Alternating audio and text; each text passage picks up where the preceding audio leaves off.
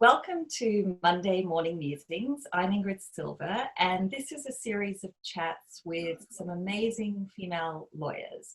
My first guest is Sarah Zaman. Sarah, hi, how are you? I'm good, thank you. Thanks for having me on. So I'm the first one. Wow. You are I'm the the guinea first pig. one.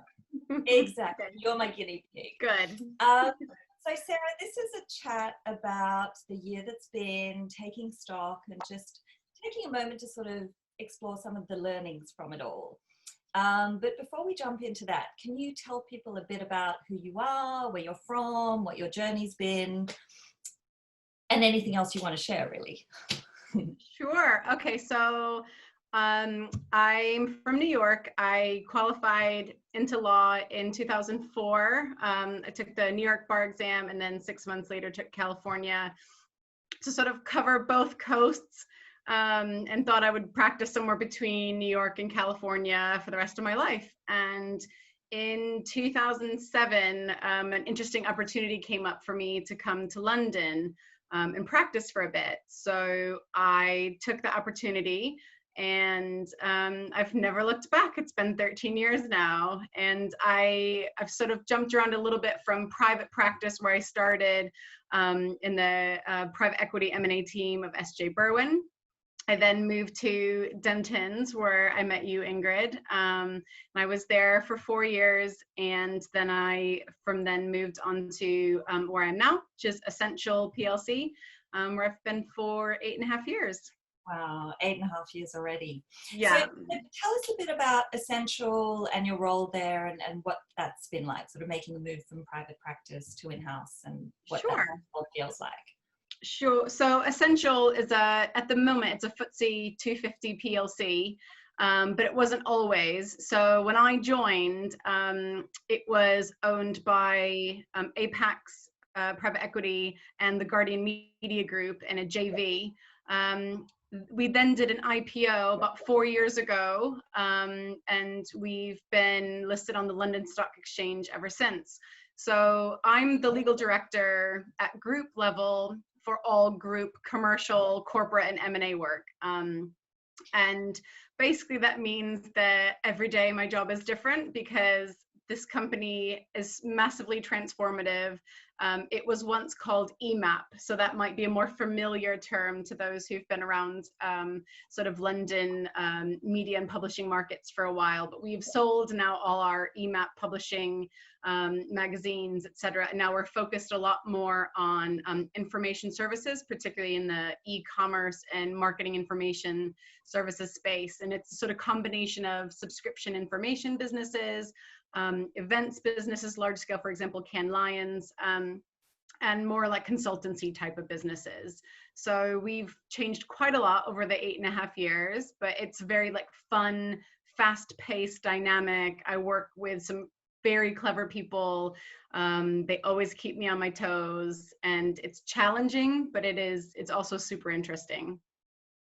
So it sounds like it's pretty fast moving, pretty varied, and it's changed the whole way through. But even in that context, let's talk about 2020. How has this year been for you? What stands out? Oh my goodness. I mean, I feel like most people would just want 2020 to just go away. I mean, it's not been a great year, I think, for most people because of all the reckoning that the world has had to do with some pretty major issues. But jokes aside, I mean, yes, like 2020, bye-bye.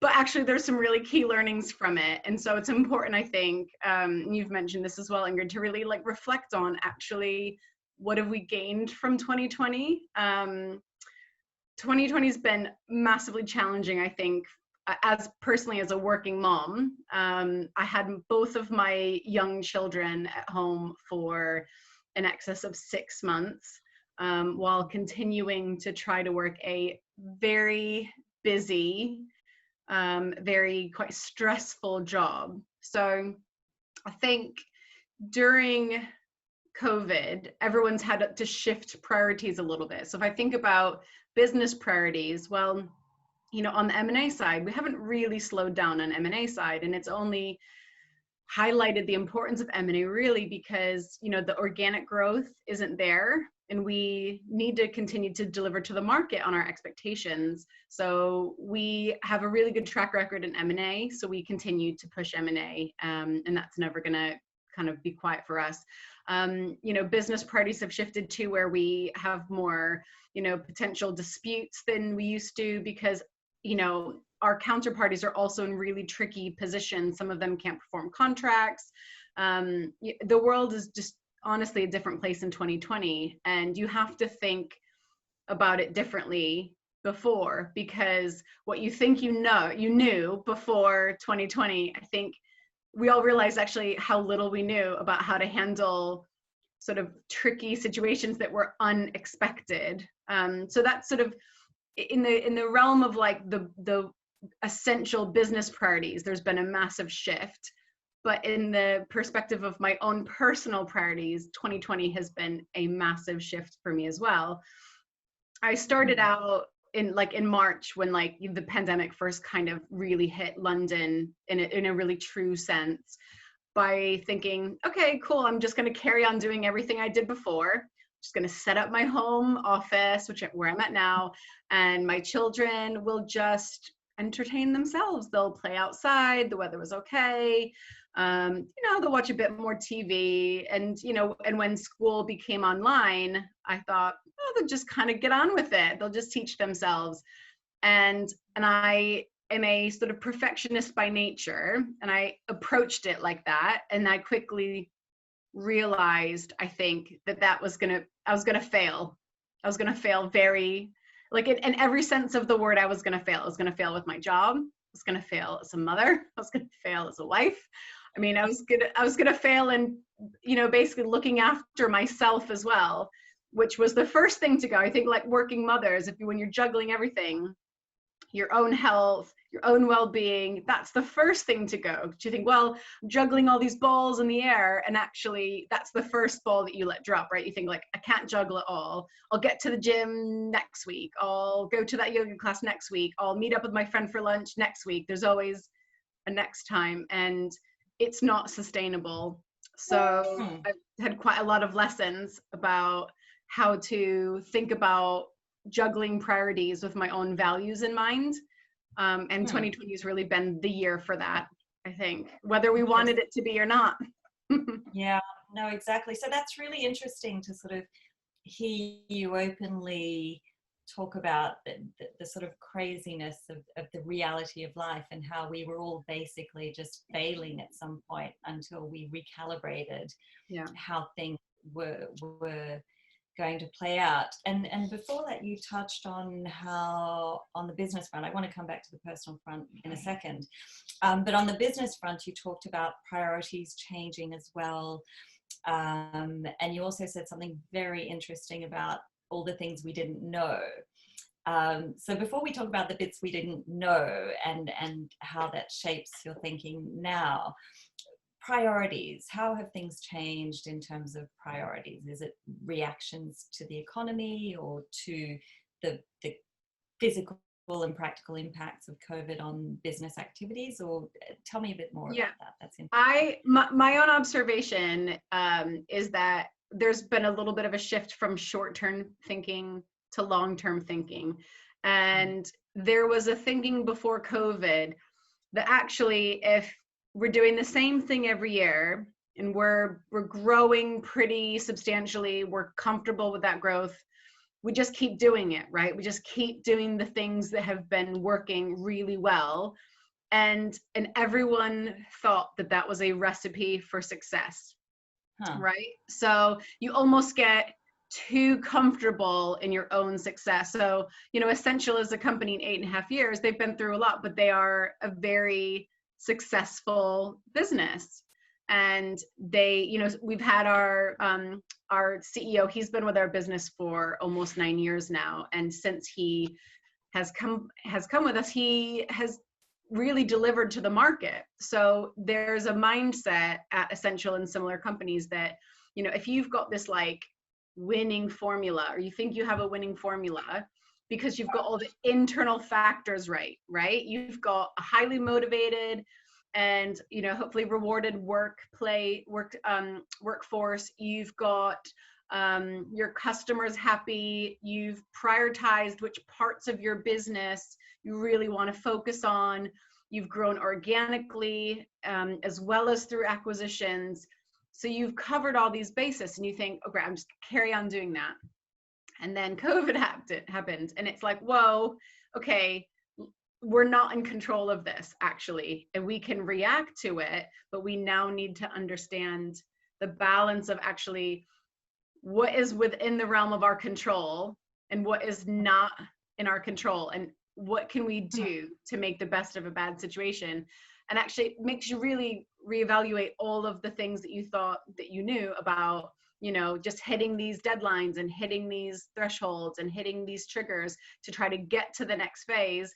Well, that's not going to work in COVID. I mean, you know, the stock market has proven that on its own.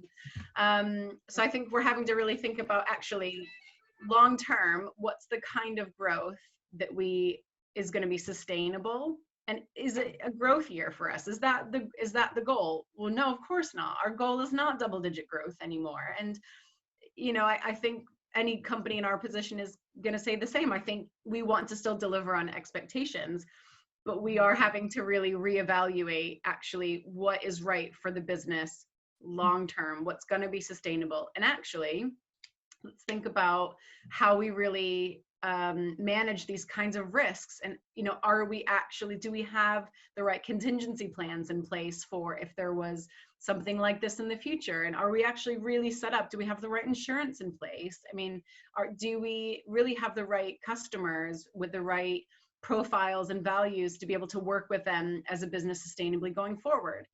You know, and I would also say that as a business, it's been a really transformative year for us from a kind of cultural perspective. I mean, if you think about it in the terms of Black Lives Matter, and you know, a lot of the work that's been going on around, you know, feminism and equality, we've had loads of initiatives at Ascential to really try to better understand the inequality that exists in the world as well as in the workplace and in the Ascential workplace, right? So, and I think shifting to that and actually saying this is a priority for Ascential, that we get this right, because this is going to be best for our company long term. And the message is clear that actually our employees are number one. If our employees are not happy, and you know, then we're not going to succeed. So there's been a real shift to try to better understand and empower those to, you know, help really lead in those areas where,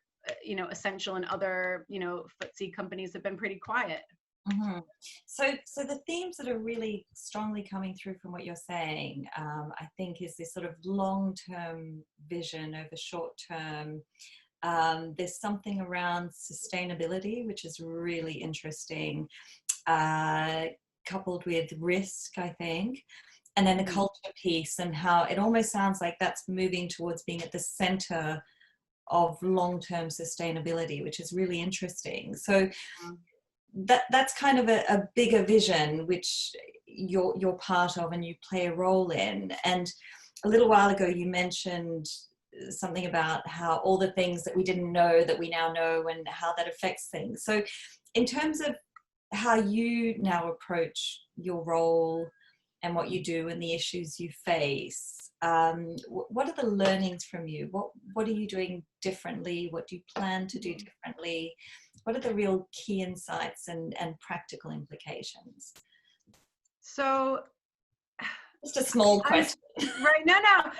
I'm just thinking about where I kind of start on that, because I'm definitely still on the journey, right? And my journey is actually learning to work better and smarter, learning to balance my own value, my own priorities better based on my values. And the way that I've applied that so far to the workplace, and what I'm trying to do more of every day, is actually really thinking about, you know, at my level within Ascential, where is it most important for me to influence the direction of something? Where am I absolutely needed in a critical way to best influence, you know, the growth of Ascential, you know, protecting Ascential overall, rather than doing everything, because I think we all realized pretty quickly, or I did anyways, that I can't do everything. And I'm a little bit of a sort of, I have a little bit of a control freak in me that I have to like, you know, hide away. But it's still, it like rears its Because you're a ugly lawyer. head.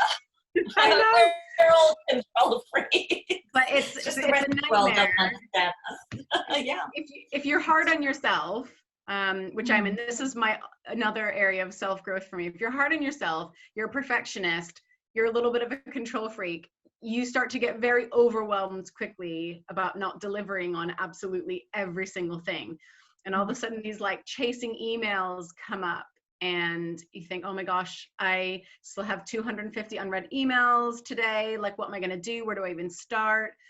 And if you're on a day-to-day track like that, where you're just trying to keep your head above water and you're just trying to survive, you're not going to influence anything. You're almost going to make yourself a bit redundant, because you'd just be doing like the little things, keeping up, and actually all these other things are happening, but you're still trying to catch up by reading all of your emails. So like, number one, practical, I don't read all of my emails. Big confession. Lawyers like to write emails, and people within a business like to copy in lawyers to everything, because they think, cool, I've copied in a lawyer, I've protected myself. That lawyer will definitely have read all of my words, and if I don't get a response from that lawyer, it's all good. So that definitely does not happen anymore. And I've basically, the businesses and the support areas that I work for, I say, look, this is the way that I am working now. I'm not going to join a daily catch-up call every day where you run through all the list of things that I need to be involved with from your opinion, but like, let's do this in a more efficient way. And for example, to say, you know, if there's 5 M&A projects on at the minute, not to say we have 5 on at the minute, we may have more, we may have less. Let's just say we have 5.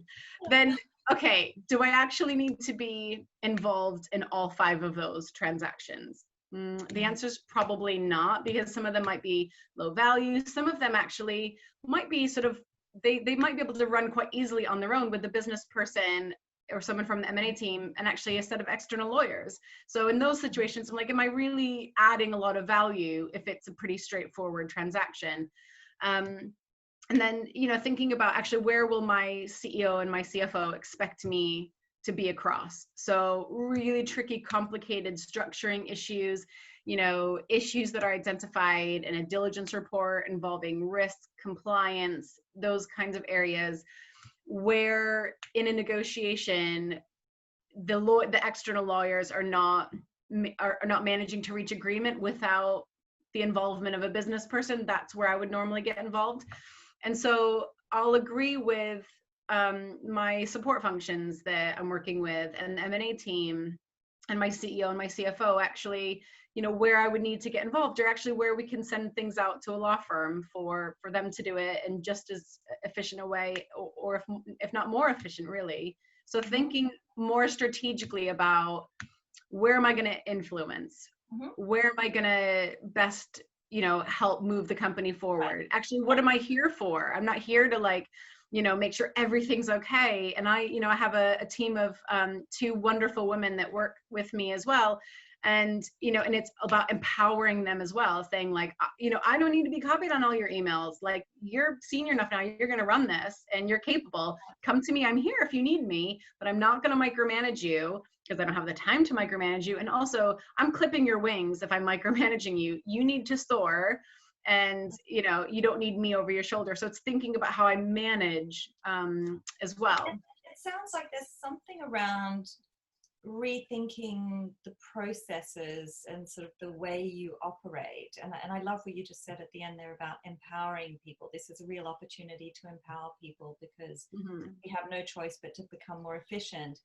And it sounds like there's also something about managing expectations and communicating much more explicitly with people about what you will and won't do and how things will happen, which sounds like actually you've created a lot more efficiency, if anything. So that's around sort of organization and approach and how you do your role. is there anything substantive that stood out for you in terms of maybe approaches to legal issues? You said some stuff around, you know, counterparties and disputes and risk and insurance Yeah. and all those sorts of things. Do you think you approach contracts and negotiations and things like that differently now? I think that we, as a company, approach contracts somewhat differently and issues and disputes somewhat differently. And I think we, as a business, start to think a little bit more about, okay, what is actually really key for us, and where does, you know, legal need to be involved? Where does finance need to be involved? Where does tax maybe need to be involved, or procurement? So you have, you know, as a business, you have this like incredible sales engine, right? And the sales engine needs to be supported. And that's really like the most important thing to continue to grow the company. But you also need these support functions that also are thriving and working well and are efficient and very well-oiled systems. So if there's an inefficiency in a support function, then that sales engine is like, you know, squeaks to a halt, basically. So what we've done is we've looked at actually the sort of legal and procurement process. We've looked at the M&A process, and we've built basically like pathways documents and more sort of like guidance documents to say, okay, on this type of document, would you want a lawyer involved? Probably not, because you've got a really, you know, very capable procurement team behind it. So maybe not. On this type of issue, will you want a lawyer involved? Yes, probably. So really building out actually at what point do you involve the lawyer, and you know, so that it's not like, oh, Sarah, just to let you know, there's another legal issue that's coming up. It's like, well, hang on a second, you haven't briefed me. Who's involved? You know, is this insider information?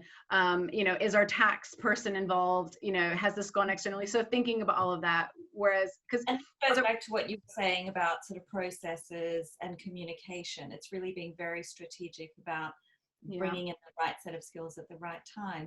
So I'm conscious we're probably going to run over time soon, but I just have a last couple of questions for you. A big question. Given everything that's happened and all the changes and challenges that you, but all of us have faced, how are you feeling about the future? Are you optimistic? Are you worried?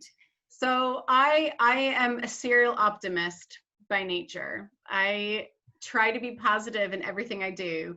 And I think 2020 has made me be a bit more cautious, a bit more reflective, a bit more thoughtful about actually is where we are, you know, I mean, as an individual, as a family, as a country, as an organization, is that right going forward for everyone? Does it work for everyone going forward? And whilst I'm optimistic, because I'm constantly optimistic, I think there's some major lessons to be learned here. And if we ignore them, then history is just going to repeat itself again. And, you know, I think that this is a real opportunity, a time for like internal reflection about, you know, thinking about what our core values are as a society, and trying to really adhere to those to help us navigate this really tricky situation, right? It's like, what is your internal compass telling you? And, you know, does your internal compass,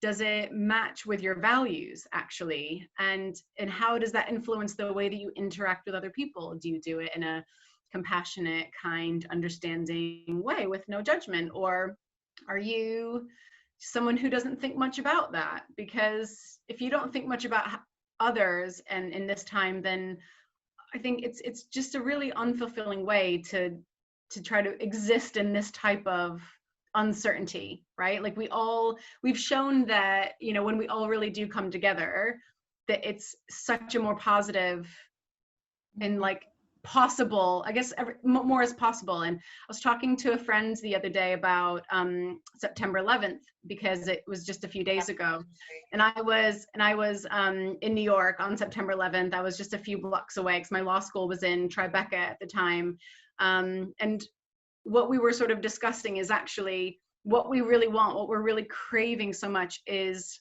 the world of September 12th, And September 12th in New York was this, was this amazing way that like all New Yorkers came together. I mean, like on September 11th, like strangers were hugging in the streets, like people were crowded together, supporting each other. And I mean, the whole country, the whole world really came together with something that happened that was totally out of our control. But what was in our control is how we responded to it and how we learned from it.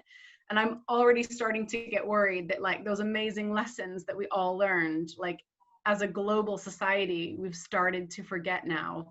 And so for me, it's really important to reflect upon, situations of adversity and actually what were the things that, helped us in that situation and really propelled our society forward. Yeah, that's I love. Sorry for the deep injection there. You know what?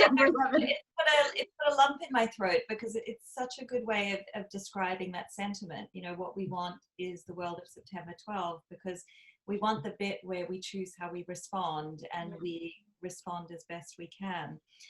Which I guess brings me to my last question to you.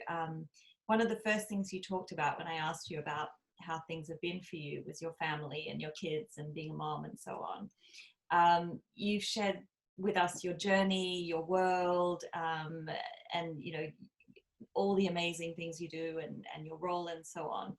So if you were to be talking to someone, and I'm sure there are people watching this who are on their own journeys, dealing with parenthood, being a professional woman, an expat, all those things, and dealing with these crazy times, what would your words of wisdom to them be?